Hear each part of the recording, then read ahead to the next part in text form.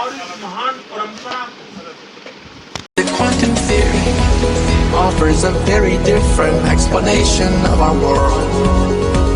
The universe is made of 12 particles of matter, 4 forces of nature. નમસ્કાર મિત્રો, the school of સાયન્સની YouTube ચેનલમાં આપ સૌનું ફરી એક વખત સ્વાગત છે. મિત્રો, આપણે નવા યુનિટની શરૂઆત કરવા જઈ રહ્યા છીએ અને નવું યુનિટ છે સેમી કંડક્ટર ઇલેક્ટ્રોનિક્સ. આમ તો એના વિશે થોડીક પ્રાથમિક માહિતી આપણે ગયા વિડીયો લેક્ચરમાં મેળવેલી. હવે આગળ તરફ વધીએ તો મિત્રો, આજના સમયમાં આપણે જે મોબાઈલ, કોમ્પ્યુટર, એલઈડી ટીવી વગેરે જેવા સાધનો ઉપયોગ કરીએ છીએ, આ સાધનોમાં એક ચોક્કસ પ્રકારના મટીરિયલનો ઉપયોગ થાય છે અને એ મટીરિયલ છે એક ઇમ્પોર્ટન્ટ મટીરિયલ કહી શકાય એને, સેમિકન્ડક્ટર મટીરિયલ. મિત્રો, આ સેમિકન્ડક્ટર મટીરિયલ એક એવું મટીરિયલ છે કે જેમાં ઇલેક્ટ્રોનનું વહન એ આપણે કંટ્રોલ કરી શકીએ છીએ. એટલે કે ઓહમના નિયમનું પાલન ના કરાવીને આપણે જાતે એ કેટલો ફ્લો કરાવવો છે, કેટલા ઇલેક્ટ્રોનનું વહન કરાવવાનું છે, એ આપણે એવા પ્રકારનું મટીરિયલ બનાવી અને આપણા કંટ્રોલમાં રહે એવી રીતની ગોઠવણી સેમિકન્ડક્ટરની અંદર કરવામાં આવે છે. મિત્રો, ઇલેક્ટ્રોનના વહનને કંટ્રોલ કરવાથી શું થાય તો કે ઇલેક્ટ્રોનના વહન થવાથી વિદ્યુત પ્રવાહનું વહન થાય છે. તો ઇનડાયરેક્ટલી ઇલેક્ટ્રોનના વહનને કંટ્રોલ કરવાથી આપણે વિદ્યુત પ્રવાહનું નિયંત્રણ કરી શકીએ, વિદ્યુત પ્રવાહને આપણે કંટ્રોલ કરી શકીએ છીએ. આ કંટ્રોલ કરવું એટલે શું મિત્રો? તો કે દાખલા તરીકે આપણી પાસે કોઈ એક આ સેમિકન્ડક્ટર છે, તો આ સેમિકન્ડક્ટરમાં અહીંથી અહીંયા આપણે ધારીએ તો પ્રવાહ પસાર થઈ શકે, આપણે ધારીએ તો ન થઈ શકે, આપણે ધારીએ તો વધારે થઈ શકે, આપણે ધારીએ તો ઓછો થઈ શકે. એટલે આમાં કેટલો પ્રવાહ વહન કરવું એ આપણા હાથની વાત છે. તો એવું જે મટીરિયલ છે એ મટીરિયલને સેમિકન્ડક્ટર કહેવામાં આવે છે. તો આ સેમિકન્ડક્ટર મિત્રો શું છે? તો કે આપણે જો વાહકત્વના આધારે એના પ્રકાર પાડીએ તો જેમાંથી વિદ્યુતનું સંપૂર્ણપણે વહન થઈ શકતું હોય એને આપણે વાહક કહીએ. જેમાંથી સંપૂર્ણ ના થઈ શકતું હોય, સૌ ઓછું થતું હોય તો એને આપણે અવાહક કહીએ, ઇન્સ્યુલેટર કહીએ. આ બંનેની વચ્ચેનું છે કે થોડુંક વાહક પણ છે અને થોડુંક અવાહક પણ છે, એટલે કે અર્ધવાહક છે. તો સેમિકન્ડક્ટર એટલે શું થશે મિત્રો? અર્ધવાહક. આમ જોવા જઈએ તો વાહકની અવરોધકતા સૌથી ઓછી, અવરોધની અવરોધકતા સૌથી વધારે, પણ સેમિકન્ડક્ટરની અવરોધકતા વાહક કરતાં વધારે પણ અવાહક કરતાં કેવી? ઓછી. એવી જ રીતે વાહકતાના સંદર્ભમાં તમારે કેવું હોય તો વાહકની વાહકતા સૌથી વધારે, અવરોધની વાહકતા સૌથી ઓછી, પરંતુ સેમિકન્ડક્ટરની વાહકતા વાહક કરતાં વધારે અને અવરોધ કરતાં ઓછી, અવાહક કરતાં ઓછી. આપણે હવે અવરોધકતાના આધારે પ્રકાર પાડીએ, અવરોધકતા અને વાહકતાના આધારે. તો સૌથી પ્રથમ લઈએ મિત્રો ધાતુ. એના મૂલ્ય કેટલા છે? મૂલ્યને આધારે તમને ખબર પડશે કે આની વાહકતા કેટલી, આની અવરોધકતા કેટલી. તો અહીંયા આપણે ધાતુને આપણે શું વાહક તરીકે ગણી શકીએ? અહીંયા અવરોધકતા લખીશું, એના અવરોધકતાનું મૂલ્ય લખીશું, અહીંયા વાહકતાનું મૂલ્ય લખીશું. અવરોધકતાનો એકમ શું? તો કે અવરોધકતાનો એકમ એને શાના વડે દર્શાવવામાં આવે છે? એને અવરોધકતાને રો વડે દર્શાવવામાં આવે અને એનો એકમ શું થશે? Ohm into metre. અને વાહકતાને સિગ્મા વડે દર્શાવવામાં આવે અને એનો એકમ થશે સિમેન મીટર ઇન્વર્સ અથવા તો ઓહમ ઇન્વર્સ, મીટર ઇન્વર્સ એવું પણ કહી શકાય, પણ વાહકતાનો મોટે ભાગે એકમ સિમેન મીટર ઇન્વર્સ હોય છે. હવે આપણે ધાતુની વાત કરીએ તો ધાતુની અવરોધકતા હોય 10⁻² થી 10⁻8 ઓહમ ઇન્ટુ મીટર. વાહકતા કેટલી હોયની? તો કે 10⁻² થી 10⁻8 ક્રમની હોય છે. એવી જ રીતે સેમિકન્ડક્ટરની વાત કરીએ, અર્ધવાહકની વાત કરીએ તો સેમિકન્ડક્ટરની અવરોધકતા હોય 10⁻5 થી 10⁶, અને એટલે કે આના કરતાં વધારે. અને વાહકતા કેવી હોય? તો કે 10⁵ થી 10⁻6, એટલે આના કરતાં ઓછી. અને છેલ્લે અવાહક કરીએ, ઇન્સ્યુલેટરને કહીએ. અવાહક માટે અવરોધકતા કેટલી હોય? તો કે 10⁻11 થી 10⁻19 ક્રમની. એકમ આવશે ઓહમ ઇન્ટુ મીટર અને એની અવાહકની વાહકતા હશે 10⁻11 થી 10⁻19. તો આ થયું એનું કોષ્ટક કે ધાતુની વાહક અવરોધકતા સૌથી ઓછી, એની વાહકતા સૌથી વધારે.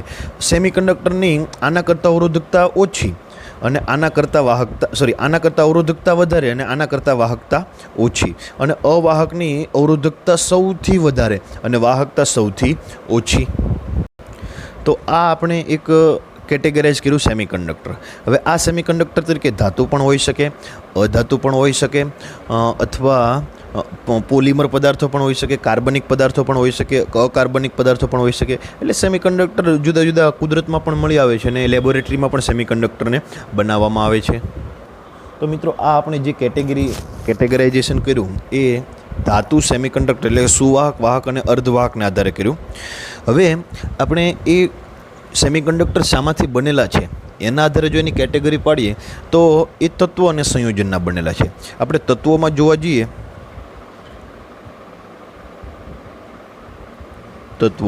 તો તત્વોમાંથી બનેલા હોય એવા સેમિકન્ડક્ટર છે સિલિકોન અને જર્મેનિયમ.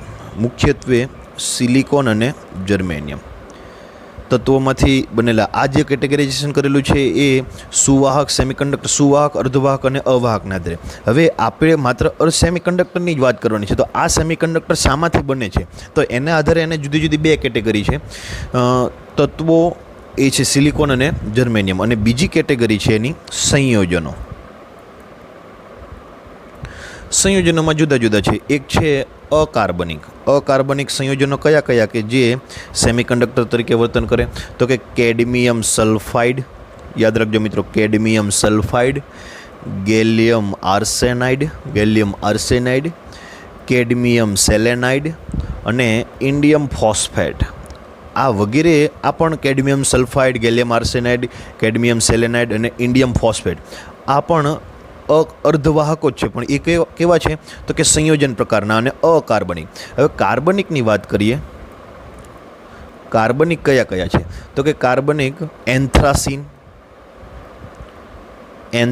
છે, એ સેમિકન્ડક્ટર છે, અર્ધવાહક છે. ત્યાર પછી ડોપ્ડ થેલોસાઇનાઇન,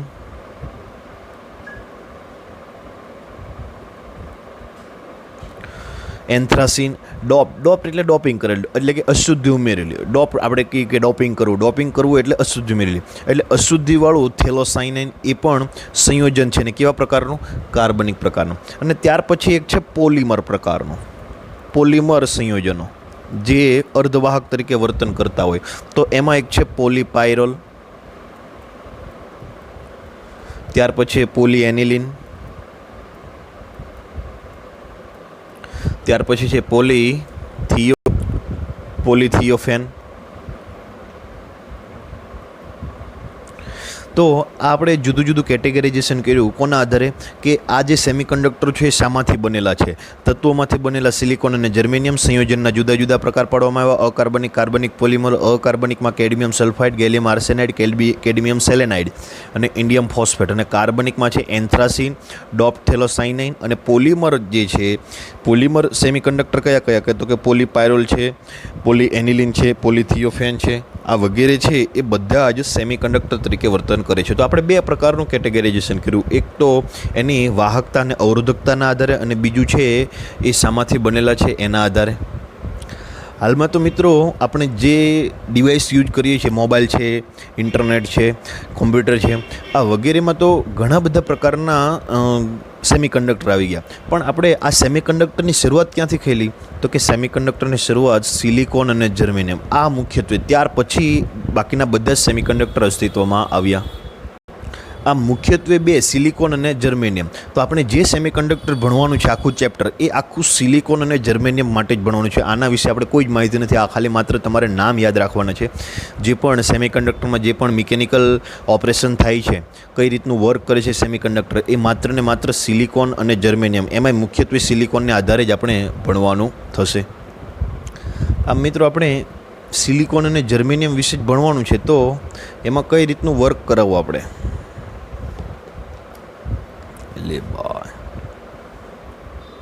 એક છે સિલિકોન SI અને બીજું છે જર્મેનિયમ GE. હવે આમાં એવા બે કયા ગુણધર્મ છે સિલિકોન અને જર્મેનિયમમાં? એવું શું છે કે એ સેમિકન્ડક્ટર તરીકે વર્તન કરે, અર્ધવાહક તરીકે વર્તન કરે? તો મિત્રો સિલિકોન અને જર્મેનિયમ બંનેની બાહ્યતમ કક્ષામાં, આઉટરમોસ્ટ સેલમાં, બાહ્યતમ કક્ષામાં 4 ઇલેક્ટ્રોન હોય છે. હોવા જોઈએ 8, પણ એમાં કેટલા હોય છે? 4 હોય છે. તો આ એની સ્પેશિયાલિટી છે કે આ સિલિકોન અને જર્મેનિયમ બંનેમાં બાહ્યતમ કક્ષામાં 4 ઇલેક્ટ્રોન છે. મિત્રો આપણે સિલિકોનની વાત કરીએ તો સિલિકોનનો પરમાણુ ક્રમાંક છે 14. આમ જોવા જઈએ તો કેન્દ્રની ફરતે પ્રથમ કક્ષા, એમાં 2 ઇલેક્ટ્રોન રહી શકે. પછી બીજી કક્ષામાં કેટલા ઇલેક્ટ્રોન રહી શકે? તો કે 8. 1 2 3 4 5 6 7 અને 8. અને આ ત્રીજી કક્ષા 2 અને 8 10 થઈ ગયા, એટલે આમાં કેટલા રહેશે? 4. 1 2 3 અને 4. આનું સિલિકોનનું આપણે બંધારણ જોવા જઈએ તો એ કંઈક આ રીતનું થશે: 1s2 2s2 according to chemistry. તમારે કેમિસ્ટ્રીમાં ખૂબ સારી રીતે આવે છે.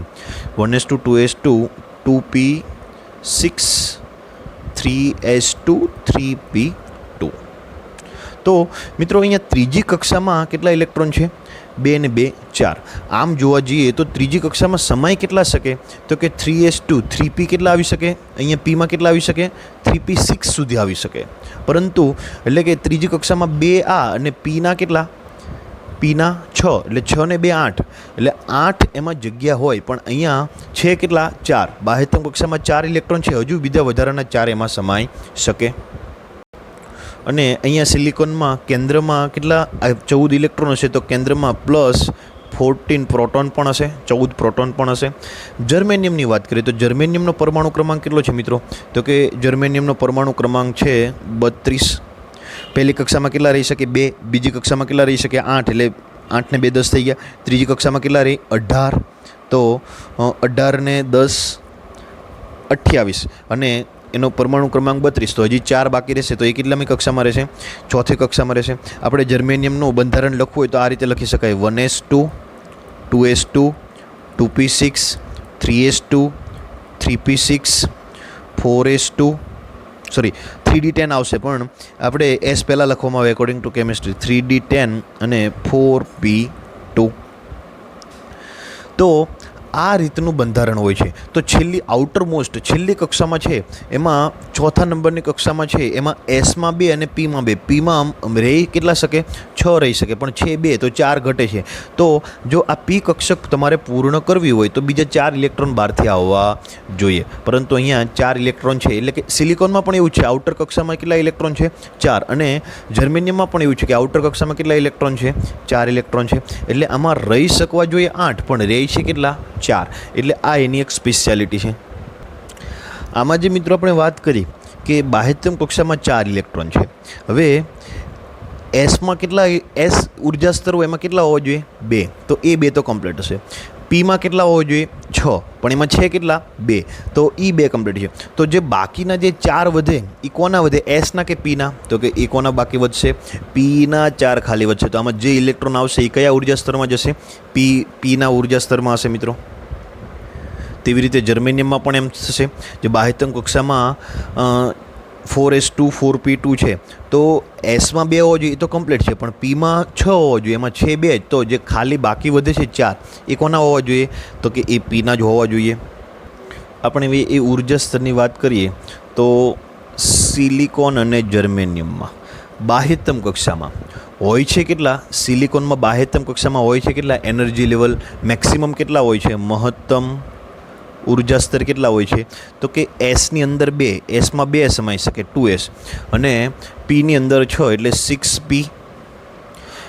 એસમાં 2 સમાઈ શકે, પીમાં 6 સમાઈ શકે. જર્મેનિયમમાં પણ એવું જ છે, એસમાં 2 સમાઈ શકે અને પીમાં 6 સમાઈ શકે. હવે ભરાયેલા કેટલા હોય છે? ભરાયેલા તો કે એસની અંદર 2 ભરાયેલા હોય છે અને પીની અંદર કેટલા ભરાયેલા હોય છે? 2. તો પીની અંદર કેટલા ખાલી વધ્યા? 4 ખાલી વધ્યા, કેમ કે એમાં જગ્યા છે 6 ની, ભરાયેલા છે 2. એવી રીતે જર્મેનિયમ પણ બાહ્યતમ કક્ષામાં 2 ભરાયેલા છે, એસમાં 2 ભરાયેલા છે અને પીમાં પણ 2 ભરાયેલા છે. તો આમાં પણ જે બાકી વધે છે એ કોના બાકી વધે છે? તો કે પીના જ બાકી વધે છે. હવે આપણે ઉર્જા સ્તરના આધારે જોઈએ કેવી રીતે છે. હવે ઉર્જા સ્તરની વાત કરીએ તો તમે કેમેસ્ટ્રીમાં ઉર્જા સ્તર વિશે ભણ્યા હશો. દાખલા તરીકે કોઈ એક પરમાણુ છે, આપણે સિલિકોનનો પરમાણુ લઈ લઈએ. દાખલા તરીકે આ એક સિલિકોનનો પરમાણુ છે. એની બાહ્યતમ કક્ષા જ આપણે ધ્યાનમાં લીધી. બાહ્યતમ કક્ષામાં એના ઇલેક્ટ્રોન છે 4, 1, 2, 3 અને 4. હવે આ પરમાણુના કેટલા હોવા જોઈએ અહીંયા? તો કે બાહ્યતમ કક્ષામાં 3s2 3p2 છે, એટલે એસમાં 2 અને પીમાં 2 હોવા જોઈએ. કેટલા? એસમાં 2 અને પીમાં 6. હવે એનું આપણે ઉર્જા સ્તર દોરીએ તો એ ઉર્જા સ્તર કંઈક આવું હશે. 2 એસની અવસ્થા હશે અને પીની કેટલી અવસ્થા હશે? 1, 2, 3, 4, 5 અને 6. હવે એસની 2 કક્ષક ભરાયેલી હશે, 2 ઉર્જા સ્તર ભરાયેલા છે, એ આખી પૂર્ણ છે. પી તો કે એમાં 2 જ છે, બાકીના 4 કેવા છે? ખાલી છે.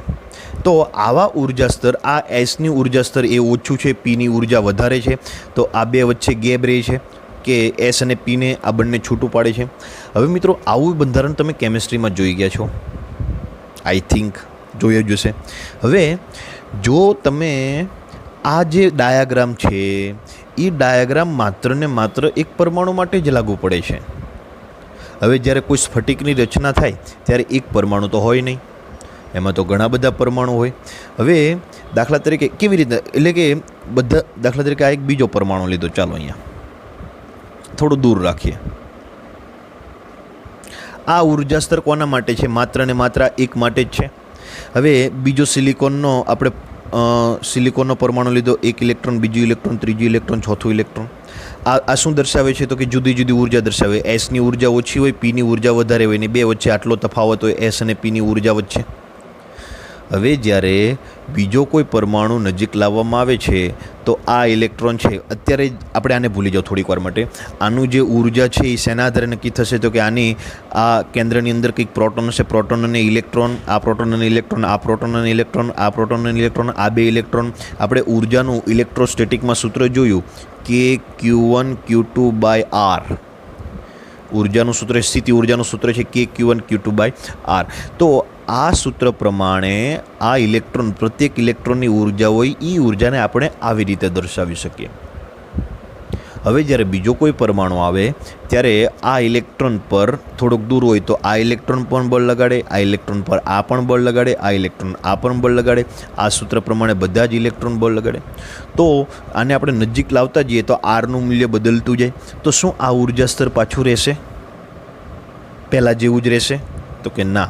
જ્યારે આ બીજા કોઈ પરમાણુને આપણે નજીક લાવીએ ત્યારે આ ઇલેક્ટ્રોનની જે ઉર્જા પહેલાં હોય એના કરતાં એ ઉર્જા બદલાઈ જશે, કેમ કે બીજો પરમાણુ હોય, બીજા પરમાણુના ઇલેક્ટ્રોન પણ એમાં ભાગ લેશે, બીજા પરમાણુના પ્રોટોન પણ એમાં ભાગ લેશે, પાસે આવશે.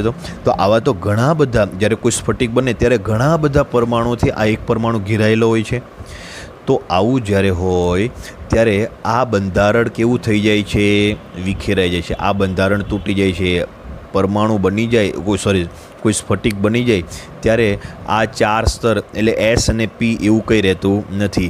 એસ કક્ષક અહીંયા આપણે જે પણ આગળ જે પણ આ બંધારણ લખ્યું 1s2 આયરાવાળું આ બંધારણ જે પણ લખ્યું એ માત્ર ને માત્ર એક પરમાણુ હોય ત્યારે જ હોય કે 1sની ઉર્જા સૌથી ઓછી, 2sની ઉર્જા એની વધારે, 2pની ઉર્જા એની કરતાં વધારે, 3sની ઉર્જા એની કરતાં વધારે, 3pની ઉર્જા એની કરતાં વધારે. આવું ક્યારે બનશે? માત્ર ને માત્ર એક સિંગલ એટમ હોય તો. જ્યારે કોઈ સ્ફટિક બને ત્યારે ઘણા બધા પરમાણુઓ એની નજીક આવવા જાય છે, ત્યાર પછી આ બંધારણ રહેતું નથી. એક પરમાણુ છૂટું પાડો તો પછી આવું ઉર્જા સ્તર તમને મળે, તો પાછા આવા ઉર્જા સ્તર તમને મળે, તો આવા ઉર્જા સ્તર મળે. પરંતુ આની એકદમ, દાખલા તરીકે કોઈ એક પરમાણુ આની એકદમ નજીક આવી ગયો તો એનું ઉર્જા સ્તર સાવ બદલાઈ જાય. તો એ ઉર્જા સ્તર ત્યારે આવું હોય નહીં, ત્યારે એનું નવું ઉર્જા સ્તર આવે. તો એ કેવું ઉર્જા સ્તર આવે એનાથી આપણે આ ચેપ્ટરની શરૂઆત કરવાની છે મિત્રો. હવે ધારો કે આપણી પાસે કોઈ એક સ્ફટિક છે, કોઈ એક ક્રિસ્ટલ છે. એ ક્રિસ્ટલમાં n પરમાણુ છે. કેટલા પરમાણુ છે? n પરમાણુ. હવે આપણે આગળ વાત કરી કે એક પરમાણુની બાહ્યતમ કક્ષામાં કેટલા ઇલેક્ટ્રોન હોય એક પરમાણુમાં? તો કે એક પરમાણુમાં બાહ્યતમ કક્ષામાં 4 ઇલેક્ટ્રોન છે. સિલિકોનમાં 3s2 3p2 છેલ્લી ત્રીજી કક્ષા થશે નહીં, એસમાં 2 અને પીમાં 2 એટલે ટોટલ 4 થશે. એક પરમાણુમાં 4 વેલેન્સ ઇલેક્ટ્રોન હોય, વેલેન્સ ઇલેક્ટ્રોન એટલે બાહ્યતમ કક્ષામાંના ઇલેક્ટ્રોન. તો n પરમાણુમાં કેટલા થશે બાહ્યતમ કક્ષાના? તો એક પરમાણુમાં 4, બીજા પરમાણુમાં 4 એટલે ટોટલ 8, ત્રીજા પરમાણુના 4 એટલે ટોટલ 12. જો એવા n પરમાણુ હોય તો કેટલા વેલેન્સ ઇલેક્ટ્રોન હશે? 4n વેલેન્સ ઇલેક્ટ્રોન હશે મિત્રો. સંયોજકતા ઇલેક્ટ્રોન કેટલા હશે? 4n. એક પરમાણુમાં 4 હોય તો n પરમાણુમાં કેટલા હશે? 4n વેલેન્સ ઇલેક્ટ્રોન હશે. હવે છેલ્લી કક્ષામાં કેટલી અવસ્થાઓ આપણી પાસે હોય, કેટલી જગ્યા ભરાઈ શકે? તો કે આપણે વાત કરી કે બાહ્યતમ કક્ષા 3s2 3p2 એટલે બાહ્યતમ કક્ષામાં છે કેટલા ઇલેક્ટ્રોન? 1 માં 4, એવા n માં કેટલા? 4n થશે. હવે બાહ્યતમ કક્ષામાં અવસ્થા કેટલી હોય? તો કે sમાં કેટલા સમાઈ શકે? 2. અને pમાં કેટલા સમાઈ શકે? 6. પીમાં 6 સમાઈ શકે, એસમાં 2 સમાઈ શકે, એટલે પીના 6 ઉર્જા સ્તર હોય, એસના 2 હોય. તો એક પરમાણુમાં બાહ્યતમ કક્ષામાં કેટલી અવસ્થા હોય, કેટલા ઉર્જા સ્તર હોય? તો કે હોય 8 એક પરમાણુમાં. એમાં ભરાયેલા કેટલા હોય? 4. એસમાં 2 અને પીમાં 2 હોય. ઉર્જા સ્તર 8 હોય, ભરાયેલા 4 હોય. હવે આ શું છે 8? તો કે બાહ્યતમ કક્ષામાં કેટલી ઉર્જા સ્તર હોય એટલે કેટલી અવસ્થા હોય. તો એક પરમાણુમાં કેટલી અવસ્થા હશે? 8 અવસ્થા હશે. એક પરમાણુમાં 8 અવસ્થા હોય તો એવા n પરમાણુમાં કેટલી અવસ્થા હોય? તો કે એમાં 8n અવસ્થા હોય. સમજાય છે મિત્રો? એસમાં 2 અવસ્થા, પીમાં 6 અવસ્થા, એટલે ટોટલ બાહ્યતમ કક્ષામાં 8 અવસ્થા હોય. એક પરમાણુમાં 8 અવસ્થા હોય તો n પરમાણુમાં 8n અવસ્થા હોય. એક પરમાણુમાં 4 ઇલેક્ટ્રોન હોય તો એક પરમાણુમાં 4 ઇલેક્ટ્રોન હોય તો n પરમાણુમાં કેટલા ઇલેક્ટ્રોન હોય?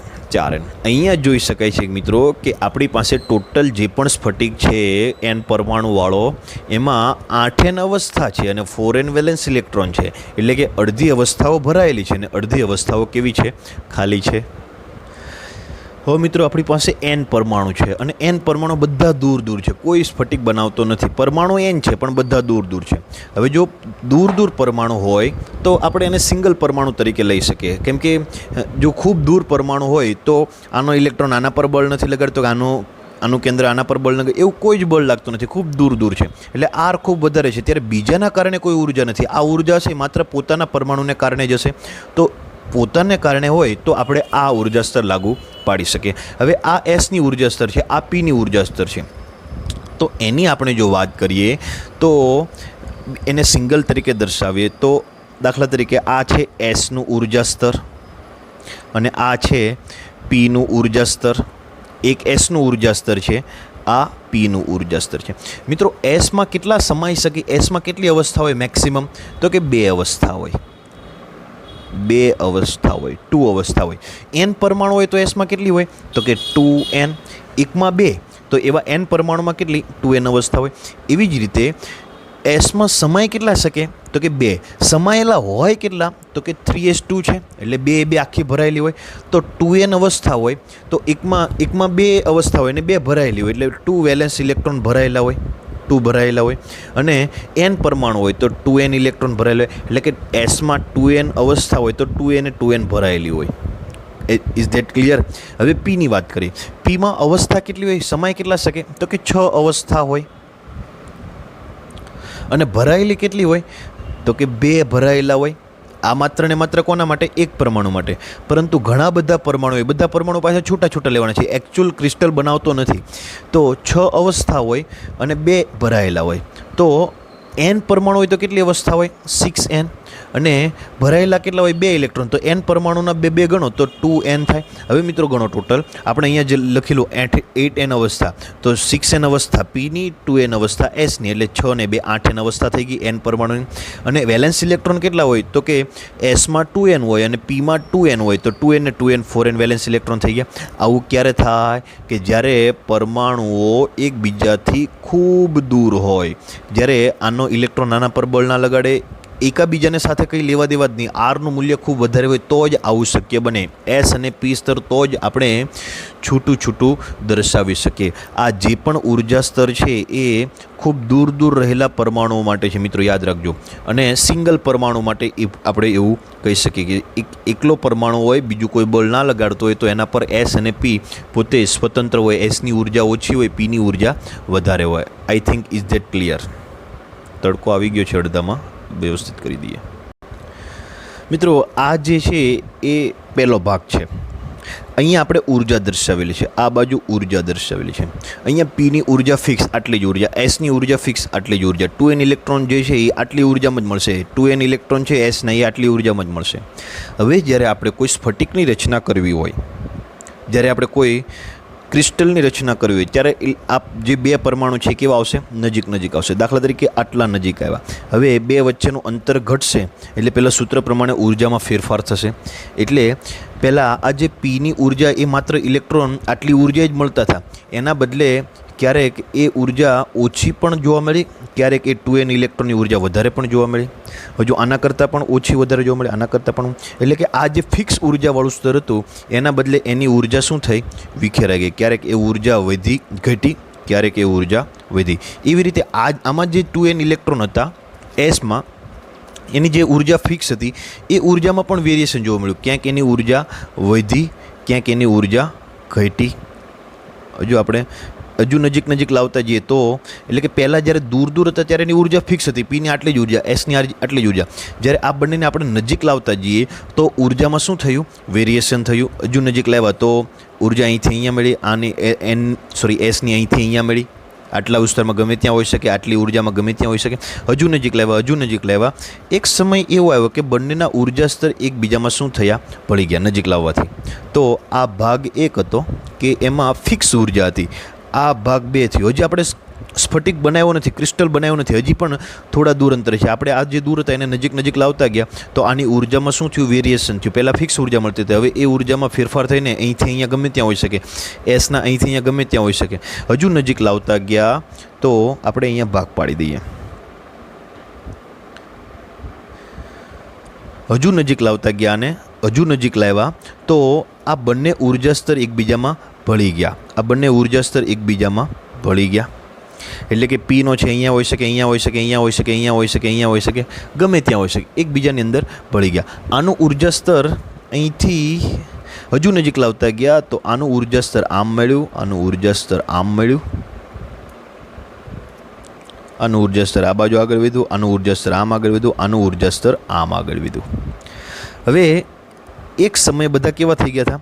ભળી ગયા હતા. હવે વચ્ચે એવું જોવા મળ્યું મિત્રો, વચ્ચે એવું જોવા મળ્યું છેલ્લે જ્યારે આપણે બંને પરમાણુ એકદમ જ્યારે આખો સ્ફટિક બની જાય ત્યારે આવું જોવા મળ્યું. એટલે કે આટલો ભાગ અને આટલો ભાગ. અહીંયા એવું જોવા મળ્યું કે ટોટલ અવસ્થા કેટલી હતી? 6n અને 2n 8n અવસ્થા. ટોટલ ઇલેક્ટ્રોન કેટલા હતા? 4. તો 8n અવસ્થામાંથી 4n અવસ્થા અહીંયા આવી ગઈ, 4n અવસ્થા, અને 4n અવસ્થા અહીંયા આવી ગઈ. હવે અહીંયા એસ અને પી એવું કંઈ જ નથી રહ્યું. ટોટલ 8 હતા, એનું રીડિસ્ટ્રીબ્યુશન થયું, ફરીથી ગોઠવણી થઈ કે બંને આખું જ્યારે ક્રિસ્ટલ બન્યો, જ્યારે જેટલા સ્ફટિક બનવાનો હોય ત્યારે જેટલા અંતર આવે ત્યારે શું જોવા મળ્યું? તો કે આ 8n અવસ્થા હતી, 8n અવસ્થામાંથી 4n અવસ્થા નીચે ગઈ, 4n અવસ્થા ઉપર ગઈ, અને વચ્ચે એક ગેપ જેવી રચના થઈ કે ત્યાં કોઈ ઇલેક્ટ્રોન મળતા નહોતા. વચ્ચે એ ભેગું થઈ ગયેલું થોડાક અંતર માટે, પણ ફરી પાછું એને નજીક લાવતા ગયા અને જ્યારે એકચ્યુઅલ ક્રિસ્ટલ બને ત્યારે જોયું ત્યારે બંને ભેગા નહોતા. ત્યારે 4n સ્તર ઉપર હતા, 4n સ્તર નીચે હતા, અને આ જે ઇલેક્ટ્રોન હતા 2n અને 2n ઇલેક્ટ્રોન 4n એ માત્ર ક્યાં જોવા મળ્યા? નીચેમાં જોયું. એટલે 4n ઇલેક્ટ્રોન જોવા મળ્યા, અને ઉપરની જે 4n વધારે ઉર્જાવાળી હતી એ કેવી જોવા મળી? આખી ખાલી જોવા મળી મિત્રો. સમજાય છે? અને વચ્ચે ગેપ જોવા મળે, ત્યાં કોઈ ઇલેક્ટ્રોન, ત્યાં કોઈ ઉર્જા સ્તર મળતું હતું નહીં. શરૂઆતમાં શું હતું? 2n અવસ્થા નીચે, 6n અવસ્થા ઉપર. હવે શું થઈ ગયું?